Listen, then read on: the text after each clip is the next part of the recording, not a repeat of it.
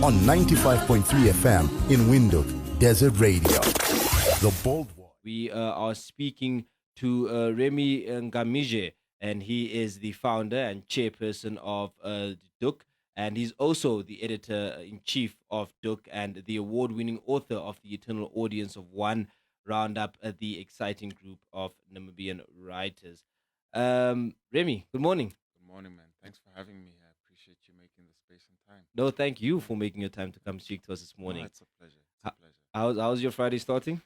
Well, after a very successful and good opening to the Doek Festival, just a tad feeling the strain. Yeah, First time I can for imagine. me doing this, but it was so exciting yesterday to see so many supporters come out to enjoy the festival, Yeah. talk about books, just take part in this communion of literature. It was absolutely amazing. So I'm still coming down from that yesterday, but looking forward to day 2 and day 3 today and tomorrow. So really excited. Speaking about that, can you, just for our listeners out there that might not be, well informed on the Doek Festival, just give us a rundown on what Doek is about? Yeah, so Doek is an arts organization supporting the literary arts in Namibia. We promote the works of Namibian writers, poets, and visual artists alongside African writers from the continent and the diaspora. The Doek Literary Festival is our first international gathering of local and international writers together to just share and capacitate ourselves in terms of literary production, discussions about writing, and the reading culture of the country. And it's made possible by the University of East Anglia, which currently has the most prestigious creative writing program in the United Kingdom, and it's produced a raft of very famous award-winning writers. So to have them working with us is absolutely amazing. But the festival is also made possible by the likes of Bank Windhoek, the Goethe Institute, Turi Palmway Design, and the Windhoek Book Den, who've come on board to make sure that this event is a success.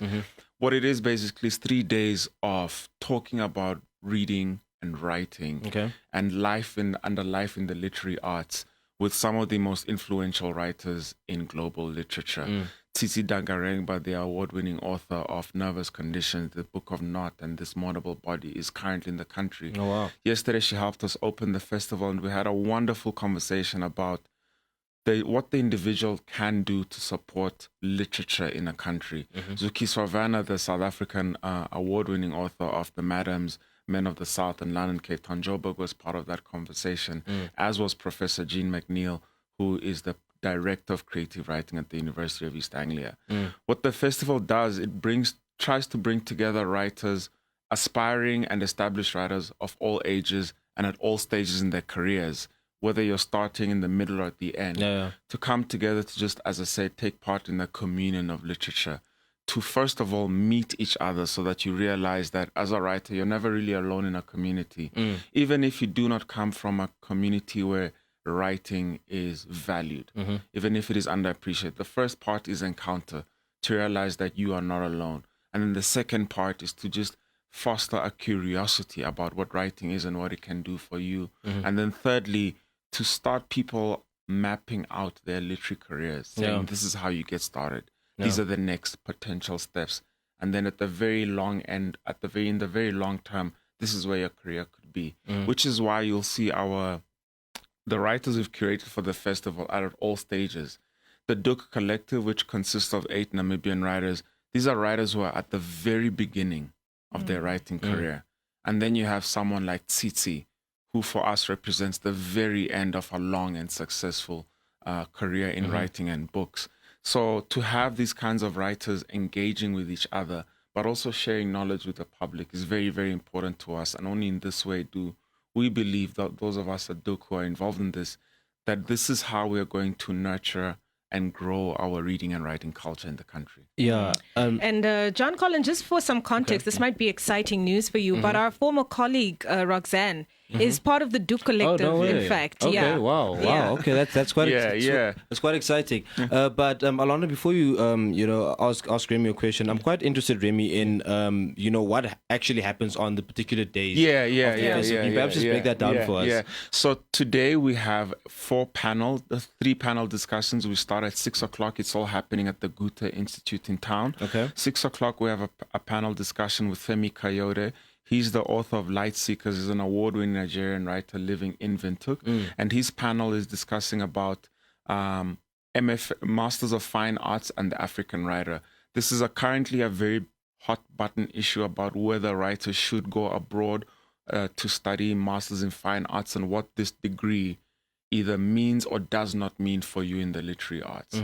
Then we're talking to Zukiswa Vanna this evening at 7 o'clock about her work. It's called The Loves, Lives, Losses, and Laughs of Men and Women of the South. Zukiswa is an absolute high energy, high tempo writer with a great sense of humor, and her works that explore the lives and loves and losses of people in SADC is absolutely amazing. And so to be in conversation with her is a pure luxury. And then we finished the evening off with Titi Dagarengba's panel discussion on the nervous conditions of storytellers, which basically explores not only her works, her debut novel, but also her very challenging career as a writer. She's more than a writer. She's a filmmaker, she's a playwright, and she's a very prominent activist in Zimbabwe.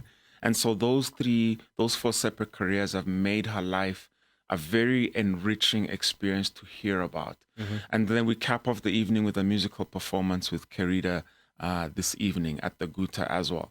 Tomorrow morning, we start off with the creative writing workshops, which run from 10 to 12. I have to announce that they're currently all fully booked due to space limitations. And then we take a lunch break. At 3 o'clock, we start with the panels again. We have one with Zukiswa Vanna, with Jean McNeil, and with Femi Kayode. They'll be talking... they'll be talking about, again, writing. And then we finish off in the evening with Tsitsi and Zukiswa talking about the successes of African literature currently and what the hopes are after events like the Doek Literary Festival, or after we've come together in this gathering. What are the possible spin-offs that could happen, not in the country, but in the SADC region and Africa as a whole? So it's a very well-rounded program that gets as many people engaged in conversations, not only about writing, but the surrounding aspects of reading and book purchasing and distribution and editing and getting your work out there. Yeah. Sounds appetizing. It really does. And as you mentioned, right, the festival has attracted major authors from around the region, which is super exciting, I can imagine, for any writer, and a great networking opportunity as well, right? So from your end, what do you hope comes out of it in terms of how these writers can network with these, acclaimed and successful authors? Yeah, so the first part is to meet each other. My entire literary career happened purely because I was able to attend literary festivals in South Africa. The opportunities you get to meet writers that you would not otherwise meet is amazing. And you realize that writers, wherever they are, you have to be part of a group. You have to know who your contemporaries are, who your peers are, but also who your role models are. And to meet them is amazing. And so to have this kind of event here where you can meet a Zukiswa, a Tsitsi, a Jean, a Femi, or the Doek Collective for that matter, it just lets you know about what resources are available in your immediate community and then in your surroundings. And then you're better able to use those to propel your work and your career outside the boundaries of your confines. For me, with this in particular in Windhoek, what I really hope this achieves for Windhoek and Namibian-based writers is that it shows you that you're not alone. It always feels like you're creating in a vacuum. Like the only place to have a literary career is in South Africa or Nigeria or Kenya or Egypt. But having writers of this caliber here, having 8 local writers participating at an equal level and status in a festival should serve to encourage us as a literary community that we can do it from here. What I think also is it also serves to show that we do not have to imitate whatever it is that we see abroad, or that we can aspire to these things, but we do not have to wholesale copy and paste. So the Doek Festival, yesterday the opening was different from what I had in my mind, but it was such a Namibian event. And it was lovely to see it take shape in that way. There's the dream as I thought about it in my head, and then there's... And it's in a lot of ways unrealistic. But what happened yesterday was magical because it happened from the ground up. It was organic and it was natural, and people asked awesome conversations and people were excited, and the Guta was a wonderful setting. And for me, it was a reaffirmation of Doek's mission to grow, nurture, and protect our young literary tradition, and to not. We see ourselves as custodians, but we're not the only way forward. We're just a road. And yesterday was amazing to see, because 100 roads and 100 conversations opened up. And so the ability to see that happen was amazing. And it was different from the Open Book Festival in Cape Town, different from the Abantu Book Fest in Johannesburg, or the South African Book Fair. Yesterday, it really felt like an authentic Namibian literary festival. And so for anybody who's curious about this and to be part of this, we invite you all to the Guta Institute from 6 o'clock this evening to just see what talent and what, for me, it's even beyond talent, what curiosity there is in this country and community. Absolutely. And speaking of the Doek Collective, right? As you said, there are eight members of the collective. Talk to us a little bit about the range of work that is within the collective. So all of them are young and what we call emerging voices in Namibian and continental literature, and therefore global literature. All of them have had their work featured in Doek.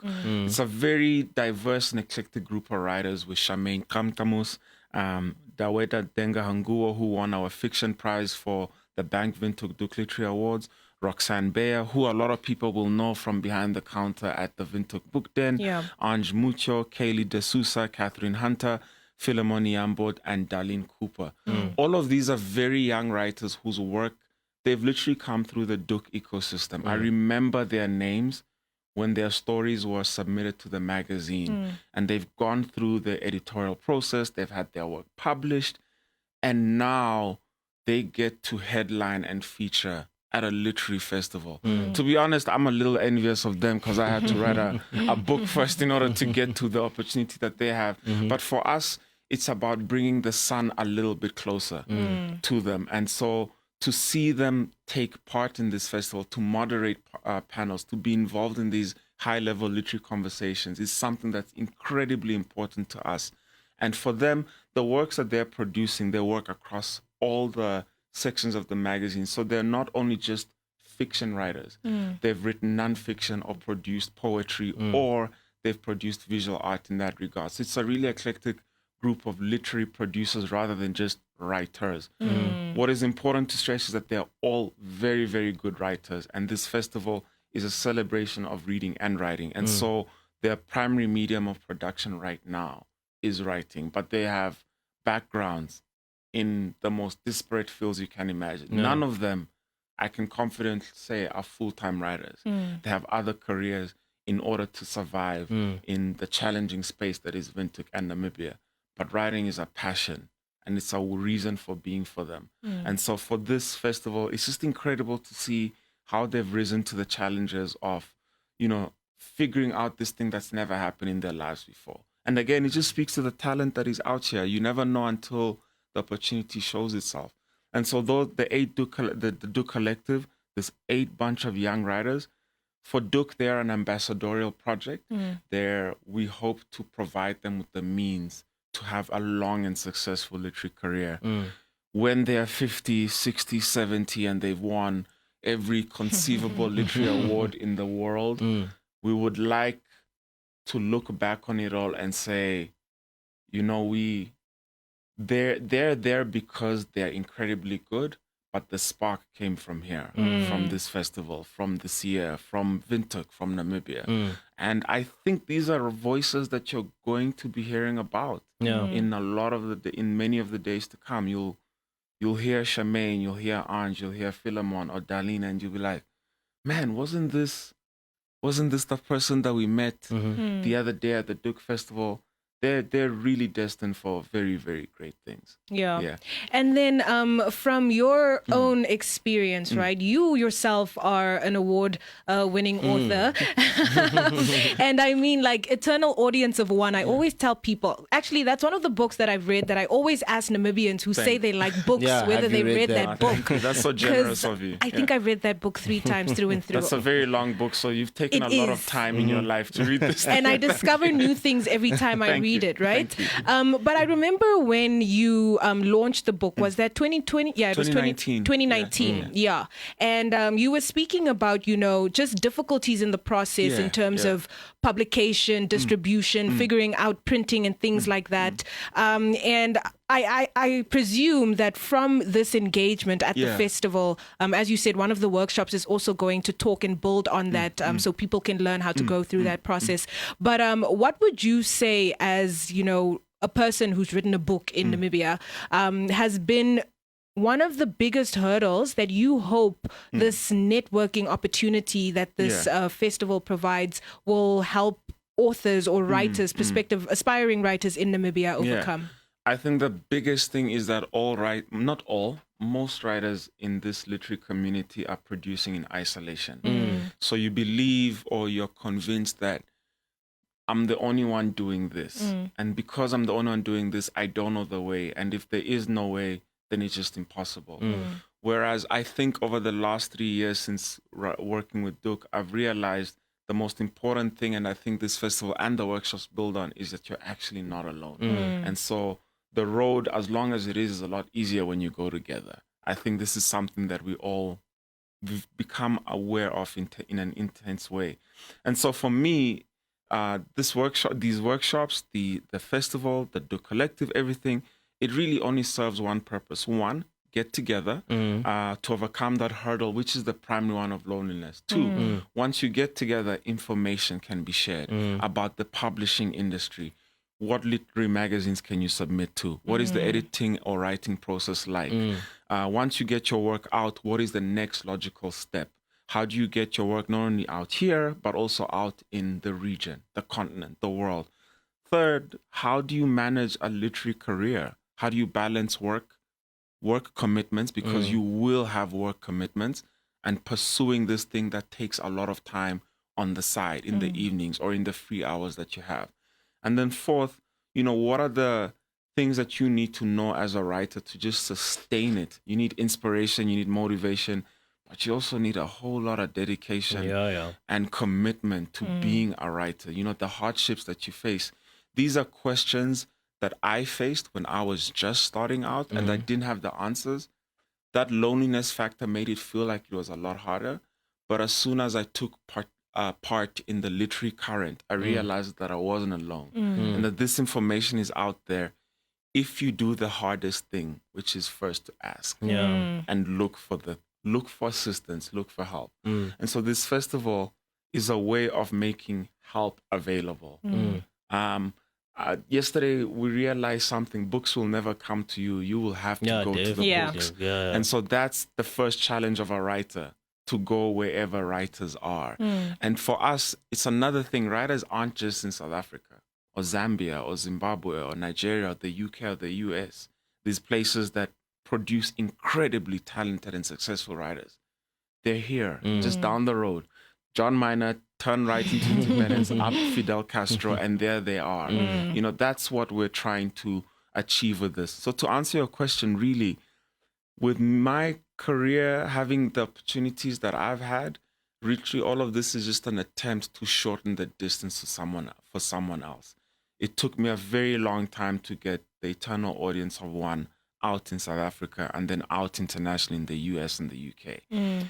I do not want to wait another 7 years for a book to come out. I want it to be within 2 years, within 3, and then it becomes a regular thing. Then you'll have a book out, then he has a book out, and then before you know it, Namibian literature is something to be reckoned with on the continent and in the world, which is where I think we all want to be. Yeah. Definitely. Remy, you highlight the issue of isolation as a very important one. I'm just wondering and very interested to find out that, are there perhaps any other programs, engagements, initiatives that, Doek, in collaboration perhaps with any other entities, are still going to provide, to sort out this issue of isolation within the literary community? Yeah, so the festival is just the first thing. Okay. We always have regular running workshops, creative writing workshops.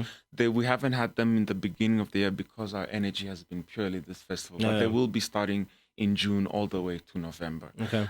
The second thing is we are always curating and we're always pushing as many people to write as possible.